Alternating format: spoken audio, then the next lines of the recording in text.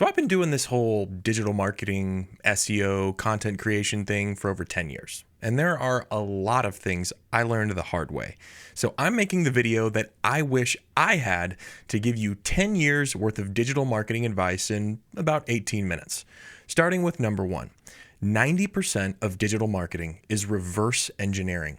So reverse engineering is being able to analyze something that you know is working, break it down into its disparate components, and figure out how to take what's helpful and apply it to your business. See, there are plenty of businesses out there that have already spent tons of money and done all the hard work of figuring out best practices, whether it's in email marketing, content creation, SEO, video marketing, copywriting, anything.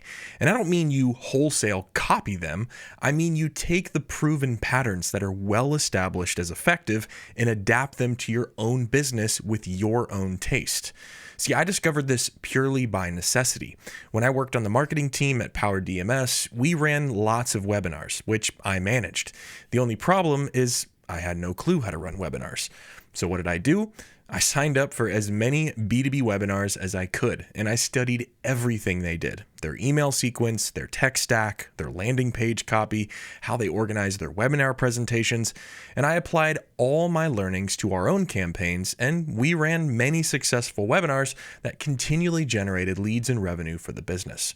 So as a marketer now, whenever I take on a new client or a new marketing initiative, one of the first things I'm always asking are there competitors or other businesses out there who have already done this so that we can learn from them and we're not wasting time reinventing the wheel? Once this light bulb clicks in your mind, like it did in mine, I promise it will make your life and career so much easier.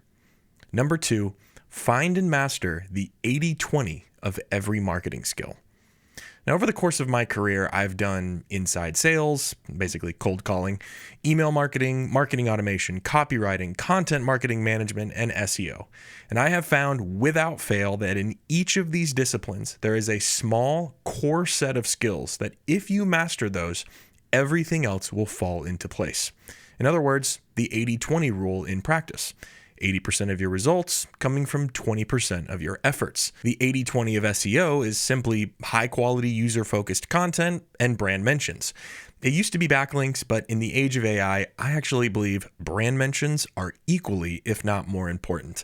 You can fight me in the comments below if you'd like. Now, many will say that's an oversimplification. There's so much more to SEO than that. Technical SEO, site structure, mobile responsiveness, core web vitals. And listen, I'm not saying those things aren't important. I'm just saying I've been in the trenches with real businesses for over a decade.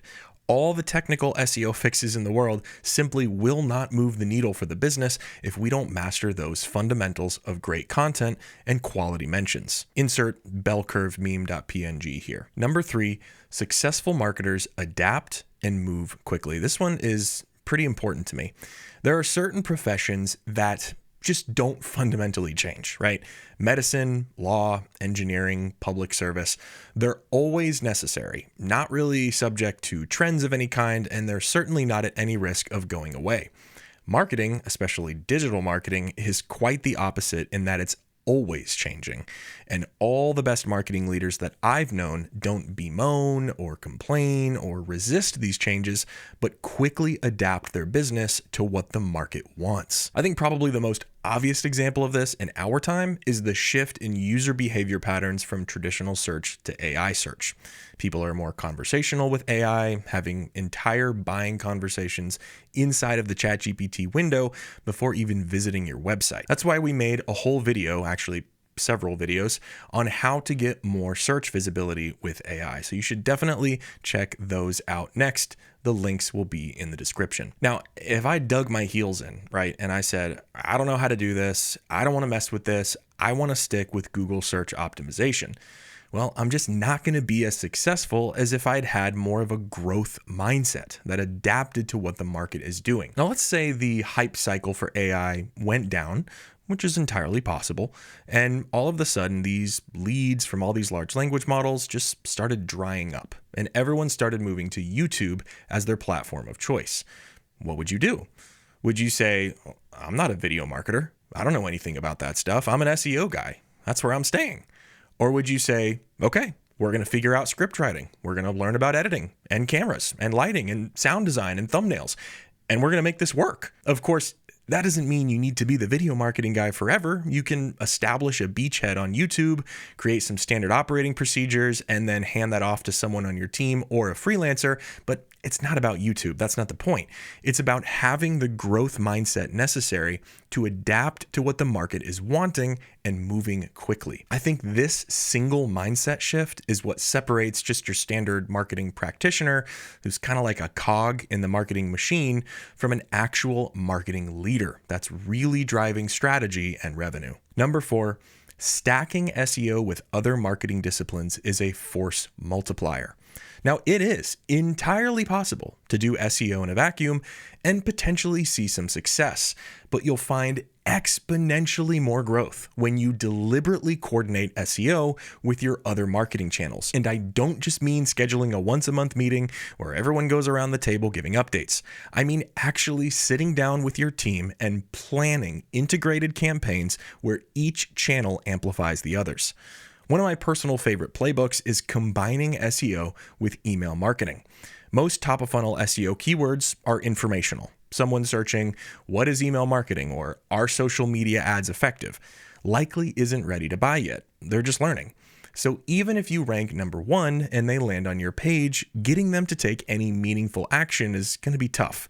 They'll probably just read it and leave. Now, the real magic happens is when you take that high-ranking SEO content and add a strategic lead capture mechanism. Maybe it's a downloadable asset like a checklist or a free template or an industry report or a calculator tool. Something genuinely valuable that addresses the reader's next logical question or need. In exchange for their email, you deliver that resource, and now they're in your email nurture sequence. At Power DMS, this exact strategy became one of our most reliable lead generation engines. We'd create comprehensive guides and resources around industry pain points, rank for those topics, capture emails through gated content, and nurture those leads through automated sequences. This coordinated approach helped us consistently feed qualified leads to our sales team and was instrumental in growing our annual recurring revenue past $20 million. Number 5, stay away from black hat tactics. Black hat SEO tactics are things that, at best, go against Google's terms of service, and at worst, are blatantly unethical. These include, but aren't limited to, sketchy paid link swaps, utilizing link farms and PBNs, cloaking, and keyword stuffing. Now, if you don't know what any of those mean, don't worry about it. In the first act of the 1940s classic Disney film Pinocchio, the titular character meets Honest John, who persuades him to skip school and take the easy road to success, which, if you remember the plot of the movie, ultimately leaves Pinocchio in a much worse state. Now, this to me is the perfect metaphor for black hat SEO. Now, I'm all about experimentation, trying new SEO tricks, and if you're creating a low-risk content site or affiliate site, go for it. But I've only worked with businesses doing millions of dollars in ARR who care greatly about their reputation. And introducing black hat SEO tactics is far too risky when you consider the possibilities of manual penalties, or perhaps more commonly, Google getting wise to your chicanery and releasing an algorithm update that tanks your rankings. And do you really want to explain to your client or to your boss that traffic tanked because you bought a sketchy link package from Fiverr? I heard you were looking for some backlinks, friend. Just do yourself a favor and resist the allure of the easy road and just do high quality, future-proof white hat SEO. I'm telling you, your future self will thank you. Number 6, SEO is not always the best channel for everyone. Yes, I know, I said it. On the official Surfer Academy YouTube channel, no less, which you should absolutely subscribe to if you haven't yet. Go ahead and do that. Of all the marketing tactics I've utilized throughout my career, SEO is by far my favorite. No surprise there. But when you're a hammer, everything looks like a nail. And I made the mistake very early on in my consulting career of believing that every brand needs SEO all the time. In actuality, while SEO is highly effective, and I still love it, it's not always the best approach for every business in every season of growth. For example, in the beginning of my career, I took on a small e-commerce business as a client, and they were great to work with, but there was this constant grind of trying to get quality content produced while running up against the constraints of a very limited budget. It took years of effort, but we did get some very impressive SEO results. However, in hindsight, there were other channels that would have been much better suited to this business at the time, namely social ads, user-generated content creation, and influencer marketing. I'm not saying the SEO efforts were a waste of time, far from it. It just would have likely been a much better use of everyone's time and resources to pause and really think through the most effective tactics for growth. So if you're watching this, you probably love SEO as much as I do, but the key is to just pause and take a step back and to pick the right tool at the right time for the job at hand. Number 7, ranking number 1 for everything is overrated. Yes, you heard me correctly on this one too. It's actually really funny when I talk to most folks about SEO because they don't even really care about traffic. I mean, they may say they care about qualified traffic, but what they really want is to be like Smitty Werben Jaegerman Jensen. He was number 1. Shout out 90s kids if you understood that reference. Comment below. It was his hat, Mr. Krabs. He was number 1. See, folks can sometimes forget that it's not a binary situation. Sure, we'd all love to rank number 1, but positions 2 through even 5 still get a respectable number of organic clicks per month. It's kind of like this. If you were to go right now to your local city's basketball gym, right, you'd probably see some really skilled players if you hung out there long enough. Oh, come on! What is wrong with me today? But even the best player on the local court is light years away from the worst player in the NBA. There is a massive skill gap between those two people. Similarly, there's an absolute chasm between the work required to get in positions 2 through 5, say, and position 1.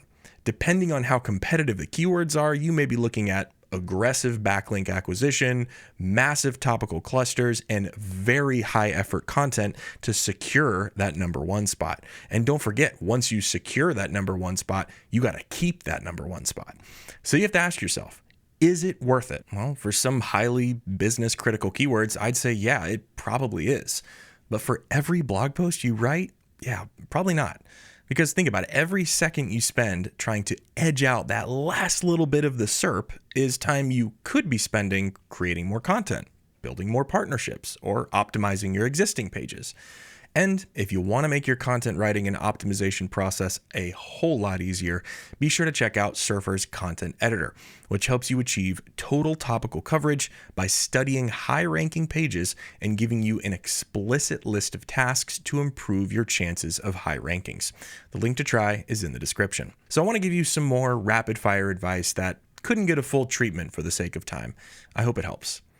Focus on building partnerships and relationships over one-off backlinks. These always last longer, produce more fruit, and lead to more mutually beneficial outcomes. If you don't have executive buy-in, SEO is going to be a tough sell, especially because it's a more long-tail strategy.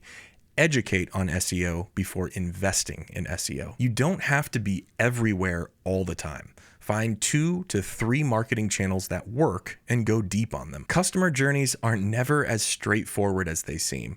We want our customers to go from the top of funnel to the bottom of the funnel in this nice, neat, predictable way. But in actuality, if you actually trace customer journeys in your CRM or your marketing automation platform, most customer journeys are way more chaotic. Don't outsmart yourself. This was something that one of my old bosses always used to say. This industry is full of jargon and technical minutia. If you can't explain it to a child, you probably don't understand it yourself. Time talking to customers is never wasted. I'll learn more about user search patterns from a 20-minute customer conversation than a full week of locking myself away and doing keyword research. I know. I'm an introvert too. I get it. Another piece of advice is to like this video. I mean, just because we really appreciate it. That's it. Remember the curse of knowledge. See, it's not uncommon for me to explain how SEO works several times per month to my clients. This is totally normal, and soft skills are everything. If you're super talented but unreliable, uncommunicative, or just a jerk to work with, you simply won't go far in this industry, plain and simple. So what did I miss? Is there any advice that I should have included here? I'm honestly really curious to hear from you who've been in the marketing world. Share your advice in the comments and let's have a conversation about it. And if you want to give Surfer a try to streamline your SEO and content creation process, be sure to check out the link in the description. Thanks again so much for watching, and happy ranking.